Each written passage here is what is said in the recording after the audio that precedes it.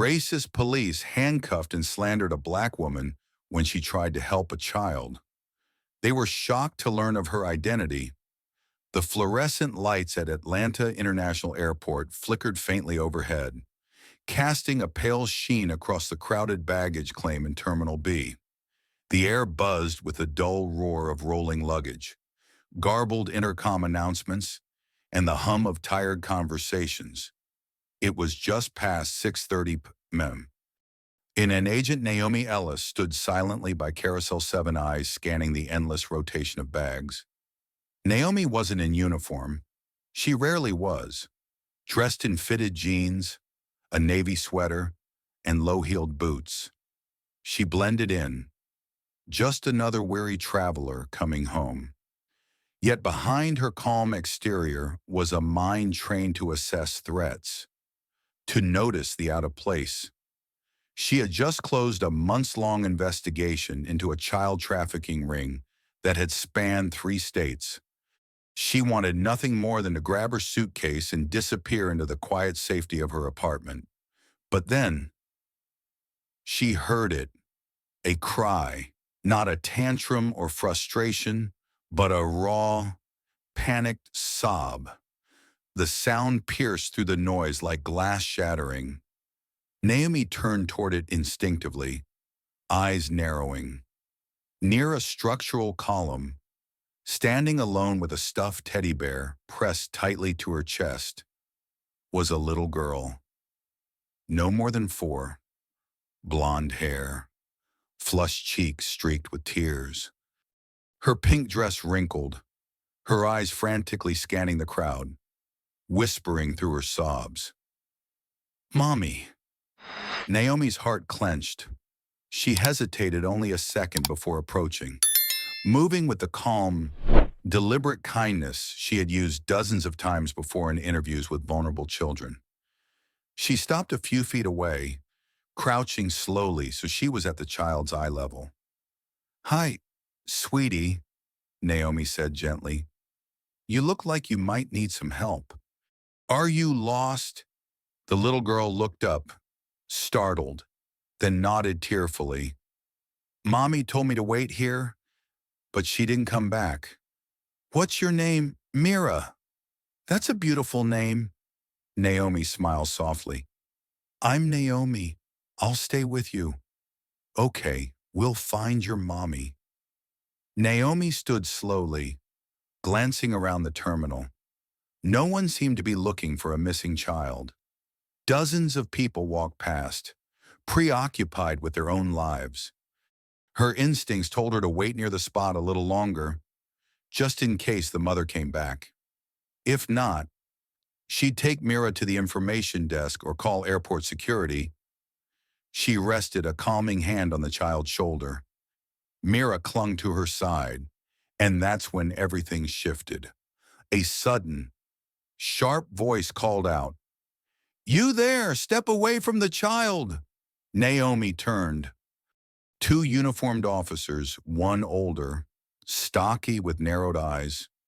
The other younger but tense, strode toward her with suspicion written all over their faces. Their hands hovered near their holsters. "What are you doing with that little girl?" The accusation was immediate. No questions, no curiosity, just judgment. Naomi's heart sank.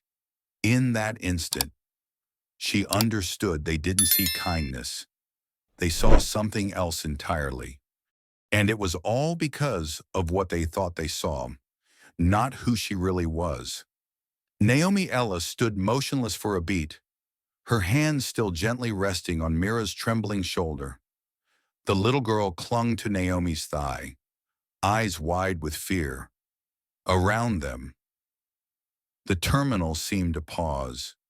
The murmur of conversations dimmed. Footsteps slowed, and glances began to turn their way. The 2 officers advanced with purpose. The older one, Officer Grant, had the hardened face of a man who had long stopped giving people the benefit of the doubt. His jaw was clenched, eyes squinting with something far colder than concern. The younger officer, Keen looked less certain green around the edges, but followed closely behind, his posture stiff with forced authority. I said step away from the child, Grant barked again. Naomi's voice remained calm. She's lost. I'm trying to help her find her. We didn't ask what you were trying to do. Step away. Now, Mira whimpered, burying her face against Naomi. The crowd was watching now, dozens of strangers slowing their pace. Phones discreetly raised. Recording. Naomi slowly removed her hand from Mira's shoulder and took a small step back, palms open in a non-threatening gesture. My name is Naomi Ellis. I just got off a flight from Dallas. This little girl was crying alone. I was about to take her to airport staff. Identification, Grant interrupted sharply. Excuse me. You heard me. ID. Now. Naomi blinked, thrown off not by the request itself, but by the tone. Hostile, accusatory. She reached carefully into her jacket, her movements slow, deliberate. I'm reaching for my wallet, she said clearly, eyes fixed on them. Grant's hand twitched at his sidearm. Just get it. Naomi retrieved her wallet and held it out. Grant snatched it from her, flipping it open. He glanced at the driver's license and tossed it to Keen without interest. Doesn't mean anything, Grant muttered. What's your relationship to the girl? Keen asked, less aggressive, but still cold. I just told you I don't know her. Her name is Mira. She told me she was waiting for her mother, who hasn't come back.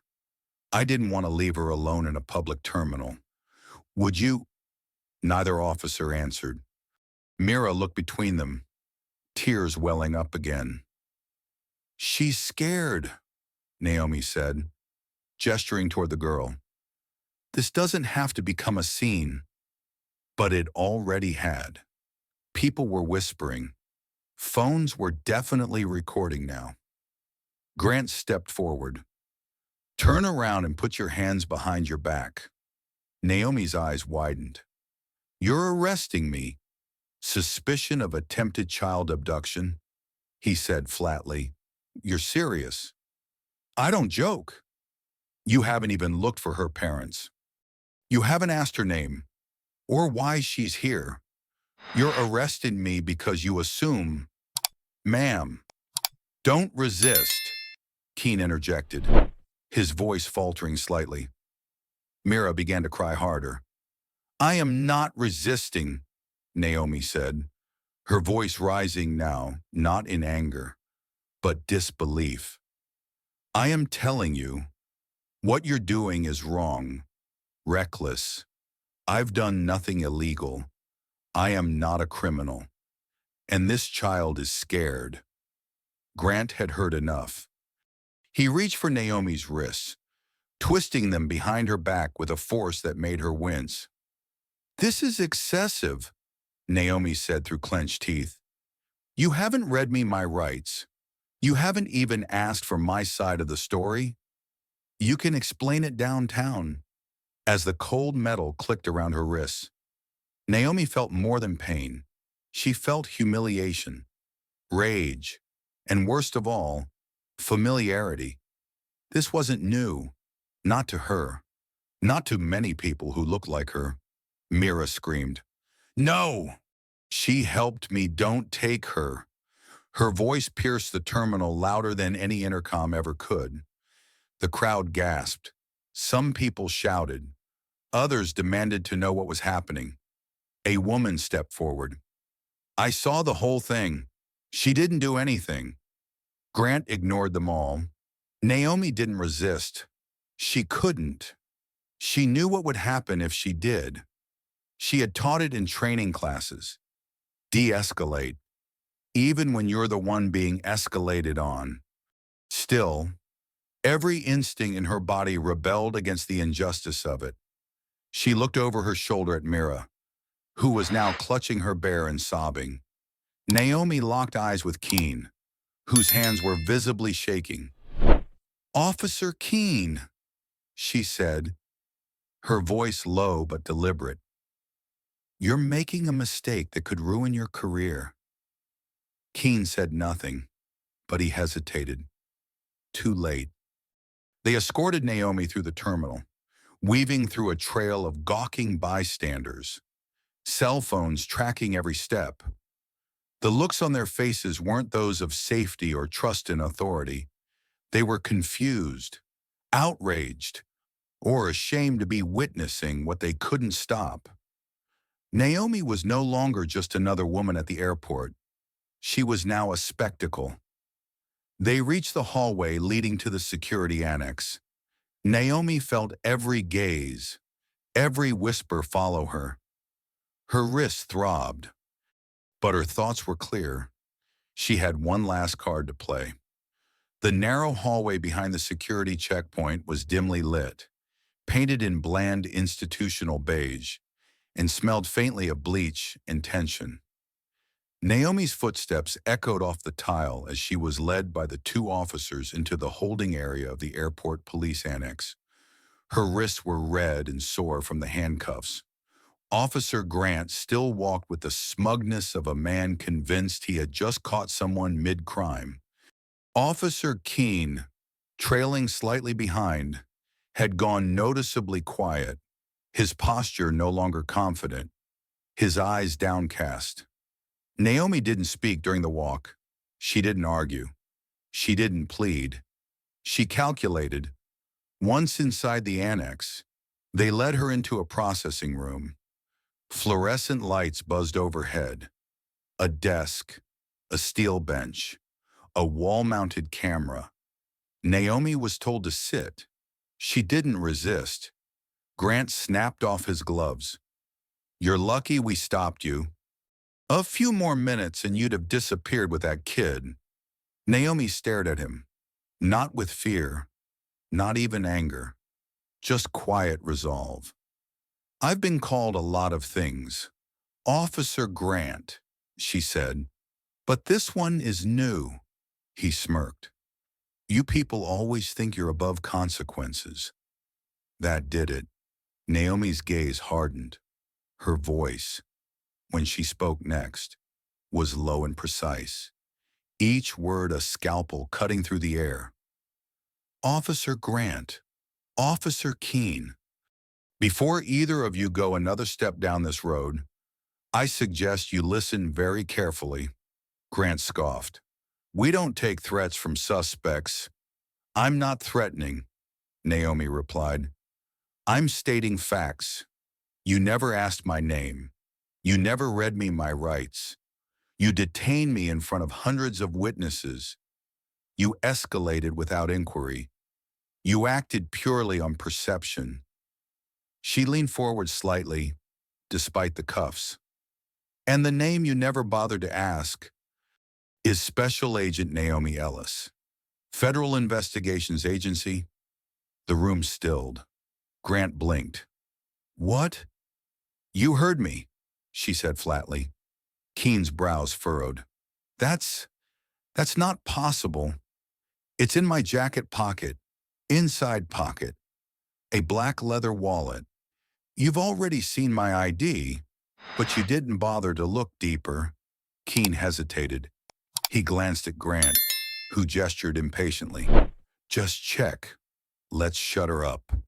With nervous fingers, Keene reached into Naomi's jacket. He pulled out the wallet, flipped it open, and froze.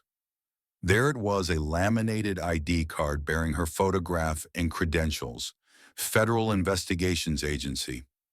Below that, nestled in a small case, gleamed a gold-plated badge engraved with the FIA insignia and her special agent number.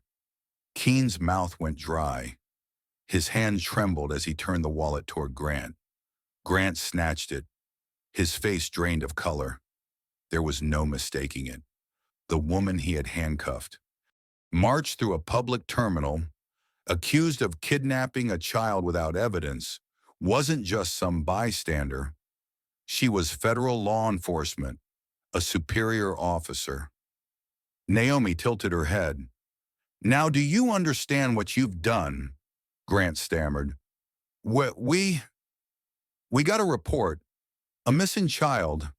We were following protocol. No, you weren't, Naomi said coolly. You never checked the child, never looked for a parent. You never even asked what was happening. Keene looked sick. Agent Ellis, I didn't know. Naomi stood, calm and unshaken, though the marks on her wrist still burned.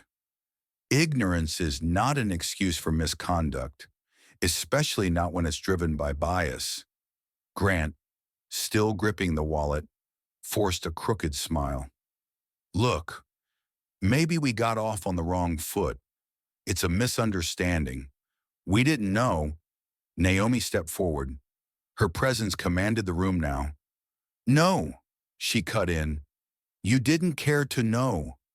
Because when you saw a black woman next to a crying white child, you didn't see a professional. You didn't see a good Samaritan. You saw a suspect. Grant opened his mouth, then closed it. There was nothing he could say that didn't sound like desperation. Keene handed back her phone and keys with trembling hands. We're really sorry, Agent Ellis. If we had... I'm not here for apologies, Naomi said firmly. I want both of your badge numbers and a written statement about what happened. You can include in that statement the fact that you never read me my Miranda rights, never asked for ID, and handcuffed a federal agent without probable cause. Grant looked toward the door. Maybe we should speak to a supervisor. You will, Naomi replied, but not before I speak to mine. She took out her phone, dialed. Agent Ellis, answered a familiar voice. I thought you were heading home. I tried, she said, but there's been an incident. At Atlanta Airport, 2 officers, misidentification, detainment, cuffs, silence. Then, do I need to call internal affairs or the press office? Both. Naomi turned to the 2 officers. Expect contact from my department by morning.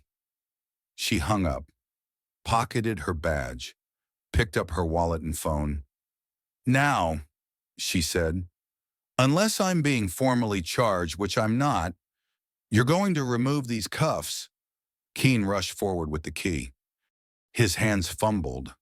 The cuffs clicked open. Naomi rolled her wrists, the metal having left angry red marks. She didn't thank them.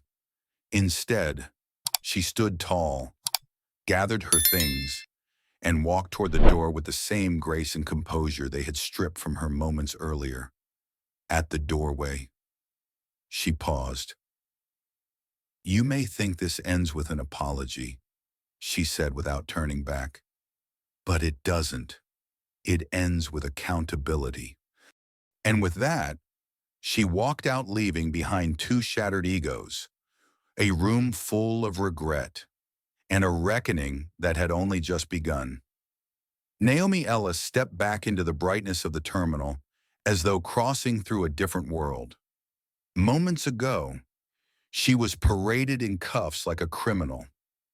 Now, passengers parted for her, some still recording, others murmuring apologies with their eyes.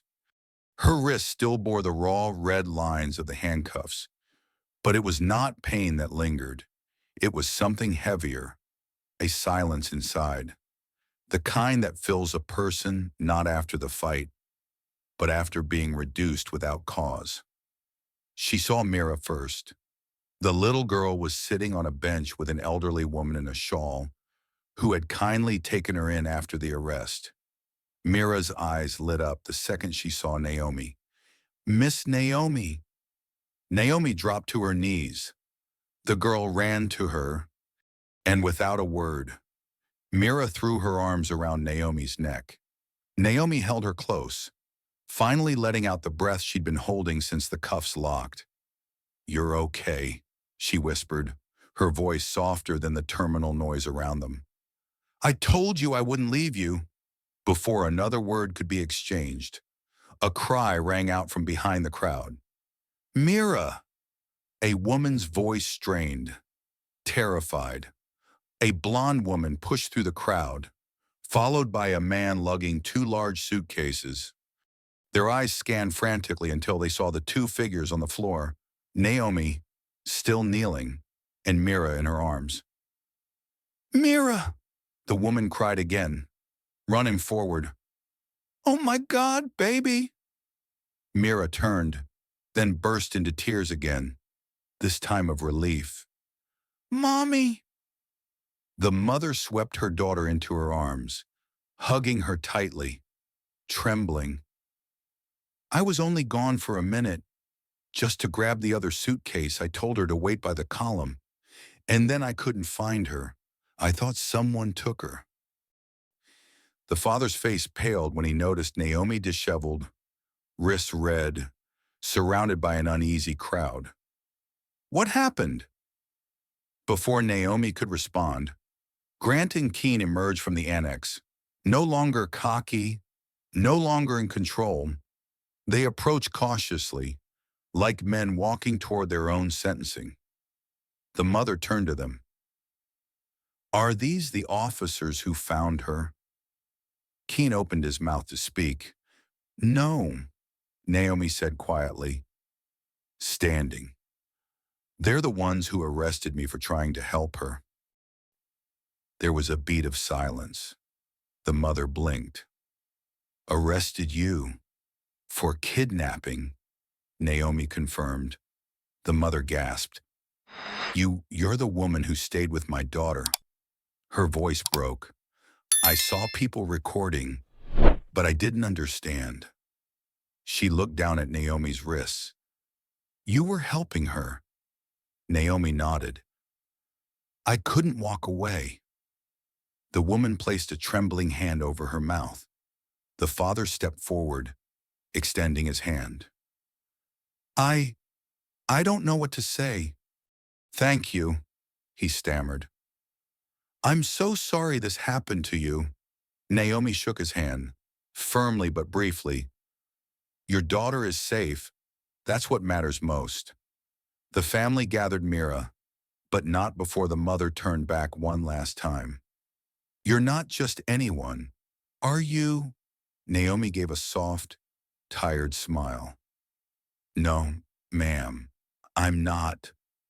The family left quietly.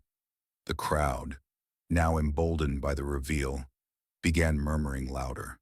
Some clapped. Others shook their heads at the officers. Grant looked like he might disappear into the floor. Naomi turned to them. I need your full names and badge numbers, she said coolly, and you'll be hearing from my department. Neither protested. They recited their information like schoolboys called to the principal's office. That night, Naomi returned to her apartment in silence. She poured herself a glass of water, sat on the couch, stared out the window at the Chicago skyline. She should have felt victorious, vindicated, but she didn't. She felt exhausted because she knew deep down if she hadn't had that badge, she might still be in a holding cell, or worse, her identity had saved her. Yeah, but what about the next woman? The one without the badge? The one with no title to validate her worth? She picked up her phone, wrote the full incident report, every detail, every word, every unlawful step. She hit send to her direct supervisor, Deputy Director Shane Wells. 10 minutes later, her phone rang. Agent Ellis, Wells said, his voice steely. Are you okay? I'm fine, Naomi said. Just angry. You should be. I've already forwarded your report to Internal Affairs in the Office of Civil Review.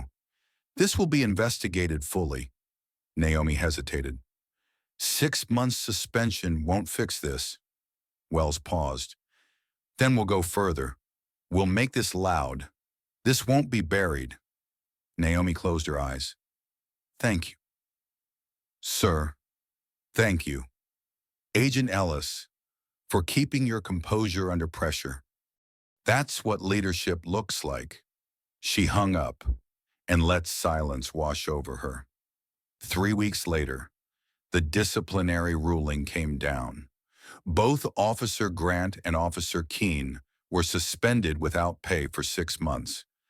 Mandatory retraining in anti-bias and racial profiling, proper detainment protocol, civil rights law, conflict de-escalation.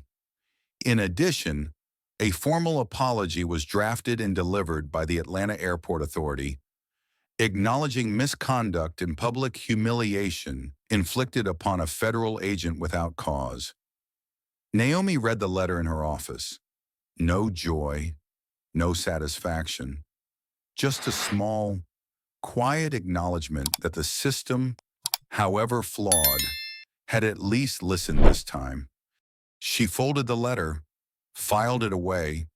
Then she turned to her desk, another case file waiting, another child missing, another mission to begin, because her story didn't end in the airport, and neither does the fight for justice. It started with a single video clip, just 23 seconds long, a little girl crying, a black woman being handcuffed, two officers arguing, the voice of the woman, calm and clear. You are making a mistake that could cost your badge. By the next morning, that clip had been viewed over 2.3 million times on social media. Within an hour, hashtags flooded the trending charts. She helped her, Naomi Ellis, wrongfully accused. Do your job right. Cable news picked it up by noon. Talk shows debated it by dinner time. A federal agent wrongfully arrested while helping a lost child, handcuffed in front of a crowd for doing the right thing. And the only reason, skin color. At the Federal Investigations Agency, the director himself issued a public statement. Agent Naomi Ellis conducted herself with the utmost professionalism in a situation that would have broken lesser people. Her restraint, clarity, and courage under unlawful duress serve as an example not only to our agents, but to every law enforcement body across the nation. The footage became a rallying cry. Community leaders held forums on racial profiling. Schools used Naomi's story in diversity seminars. Training manuals were updated in several departments to include her case as a cautionary tale. And the Atlanta Airport Police Department. They were forced to hold a press conference. Chief Reuben Walters stepped to the podium. Somber. No excuses. We failed. Not just Agent Ellis, but the public we swore to serve. We take full responsibility, and disciplinary action has been taken. But that's not enough. We will rebuild from the inside out. Naomi watched all of this unfold from the quiet of her apartment. Her television stayed off most of the time. She didn't want the spotlight. She hadn't chosen it. She simply wanted to do the right thing and ended up becoming a symbol. Her inbox overflowed. Emails from strangers who had watched the footage and wept. Parents thanking her for protecting someone else's child as if it were her own. Young black women calling her a quiet warrior. One message from a woman in Philadelphia stood out. They always tell us to stay calm, to comply, to trust the system. You did everything right and they still put you in cuffs, but you held your ground with dignity. You reminded me that being strong doesn't always mean yelling. Sometimes it just means not lowering your gaze.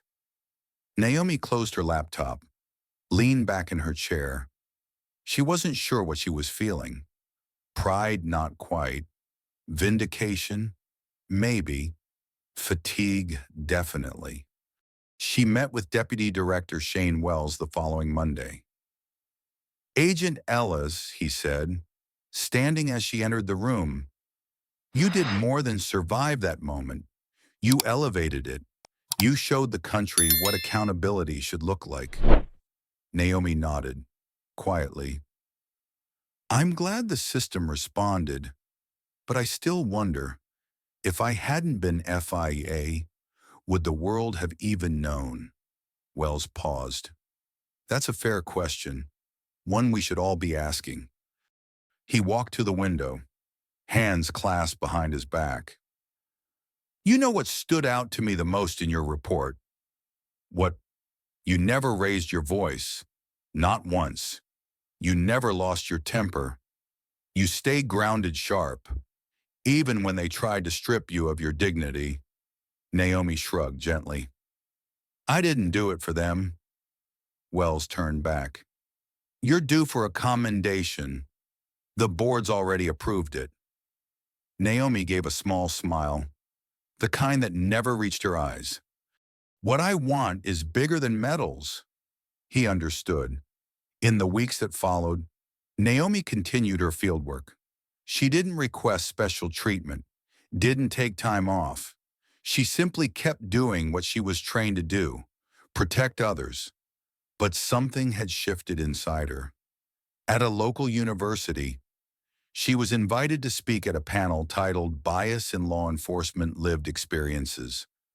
She nearly declined, but something inside nudged her. Tell it, so others don't have to live it alone. She stood before a crowded auditorium. Students, professors, officers, reporters, and she told a story, from the first sob she heard to the cold steel of the cuffs. She didn't embellish. She didn't dramatize. She let the facts speak. Let the silence between sentences do the work. When she finished, the room stood for nearly a full minute before the first clap echoed through the space. Afterward, a young cadet approached her. I joined the force to help people, he said. But your story made me realize sometimes we help best by unlearning first. Thank you. Naomi shook his hand. That's how change starts, she said. Not with laws, with people. One night, walking home through her neighborhood, she paused at a playground. There, under the dim golden lights, a little girl in a pink jacket was pushing her teddy bear on the swing. Naomi watched for a moment that felt like closure. She wasn't angry anymore. Not in that moment. She was resolute. Because if her pain had taught someone to act slower, judge less, and listen longer, then it hadn't been for nothing. She looked up at the sky. No more cuffs, no more silence, just purpose and peace. Weeks had passed since the airport incident, but its echoes continued to ripple through Naomi Ellis's life, not loudly, not destructively, but in quiet, persistent waves. Her world hadn't been shattered. It had been shifted, subtly, permanently. She returned to the rhythm of her life as in agent briefings, field reports, long nights staring at case files, and colder coffee than she'd like to admit. But underneath that familiar current was something new. Not bitterness, not glory. Just a grounded sense that the truth she lived through had settled into the bones of others. A legacy, not of fame, but of impact. Not because she shouted, not because she demanded, but because she stood still while the world judged her and did not flinch. It was a rainy Tuesday when she walked into her office to find an envelope resting on her desk. No name, no return address. She opened it carefully. Inside was a single note, handwritten in delicate, uncertain cursive. My name is Officer Brendan Keene. I was the junior officer at the Atlanta airport the day you were detained. I don't know if you'll read this. I don't even know if I deserve to be heard, but I want you to know I've resigned. Not because I was forced to, but because I need to rebuild from the inside out.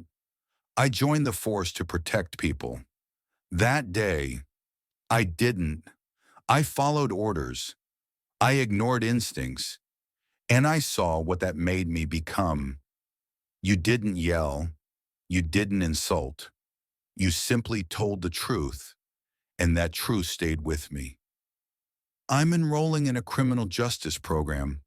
I want to come back, but better, smarter. And this time, I'll start by listening. I owe that to you. Naomi stared at the letter. She didn't smile. She didn't weep. But she did close her eyes. Not in closure, in acceptance. A month later, she was asked to consult on a task force focusing on racial profiling and procedural misconduct in public security spaces. It wasn't an order, it was a request, and she said yes. Not because she needed to fix the system, but because she had lived inside the cost of it. She spent the next 3 months helping design a new internal curriculum, working alongside psychologists, civil rights experts, and even former officers who had admitted to bias and were now teaching others how to unlearn it. It wasn't perfect, it wasn't fast, but it was real, and it mattered. One evening, as Naomi packed up her files, she received a call, unknown number. She almost let it go to voicemail, but something urged her to answer. Agent Ellis, a woman's voice asked. Yes, this is she. This is Leah Harmon, Mira's mother. Naomi paused, then smiled faintly. Oh, hello. I just, I know this is unexpected, but I wanted to reach out personally. I've watched that footage more times than I care to admit. I watched you get blamed for helping my daughter, and I watched how you handled it with more grace than I think I could ever muster. Naomi didn't know what to say. I used to think I was one of the good ones, Leah continued. You know, not racist, not judgmental, but the truth is, I stood there frozen while they put you in cuffs. I didn't say anything. I didn't stop it. I just watched. And for that, I'm sorry. Naomi exhaled softly. You had a child to protect. Fear does strange things to us. Leah was quiet for a moment. Well, we wanted you to know Mira still talks about you. She carries that teddy bear everywhere. And she started saying she wants to help lost kids when she grows up. Naomi smiled genuinely this time. That's a good dream. She thinks you're a superhero. Naomi laughed under her breath. I'm just someone who didn't walk away. Exactly, Leah said. You stayed. That's what matters. Later that week, Naomi gave a keynote speech at a national law enforcement summit in Washington, D.C. She almost declined, but now she understood why she needed to be there. She stepped onto the stage, not with a PowerPoint, not with statistics, but with a story, her story. And she told it the way it happened, not sanitized, not sweetened. She told it as a woman who had every right to explode but chose stillness. She told it as a Black American who was judged not by her actions, but by her presence. She told it as a federal agent who believed in law and still knew it could fail. And she ended not with anger, but with a question. If I hadn't had a badge, would you have believed me if I were your sister, or your daughter, or your neighbor? Would you have stepped in sooner or watched from the sidelines? Recording injustice like a viral moment instead of stopping it like a human being. Silence followed, then applause, slow, rising, roaring. On the flight home, Naomi sat by the window, watching the clouds part as the plane ascended into open blue. The attendant offered her wine. She declined. Instead, she pulled out her notebook, not a case file, not work, just thoughts. She wrote sometimes, the loudest change happens quietly. A girl remembered, a man resigned, a mother unlearned, a crowd watched, and then spoke. I didn't demand justice. I became its mirror, and now the world has to look. She closed the notebook. Looked out again. Peace isn't always the absence of conflict, she thought. Sometimes it's standing in the middle of it and refusing to be moved. There was no parade, no final spotlight, no grand media moment. But Naomi Ellis didn't need any of that. Her name had become part of a larger conversation, one she never sought, but one she now carried with quiet grace. The chaos had passed, but the echoes remained in classrooms where her story was studied, in police precincts where her image appeared on reform posters, and in the minds of strangers who saw themselves in her silence, her stillness, her strength. Weeks turned to months. The world spun forward. And Naomi, she lived her truth in quieter ways now. She mentored new agents, especially young women of color, not with lectures, but with presence, by being there, by showing that you could be calm and fierce, gentle and immovable, that you could command a room without raising your voice. Sometimes, she would pass through an airport and see a child crying, just like Mira once had, and sometimes, someone else would step in first. She smiled when they did. That's how she knew the message had landed. Not in applause, but in action. Not in headlines, but in habits. One autumn morning, Naomi walked through Lincoln Park just before sunrise. The city was waking slowly, the sky painted in soft amber. She sat on a bench with a paper cup of coffee, warm in her hands. A jogger passed and gave her a quiet nod. A woman on a bike smiled at her like she recognized something in her. Even if she didn't know what, Naomi looked out at the trees and the people, the quiet, the light. She didn't feel like a victim. She didn't feel like a hero. She felt whole because she had endured. She had spoken up. She had held her ground when the world tried to move her. She took out her notebook one last time and wrote, "The lesson isn't just about injustice. It's about what we choose to do when we face it. Do we lower our heads? Do we match hate with rage? Or do we rise, calm and unshaken, so that truth can find its voice in us?" She tore out the page, folded it neatly, and tucked it into the corner of the bench. Not for her, for whoever needed it next. Then she stood up, adjusted her coat, and walked on, leaving behind not a moment, but a legacy.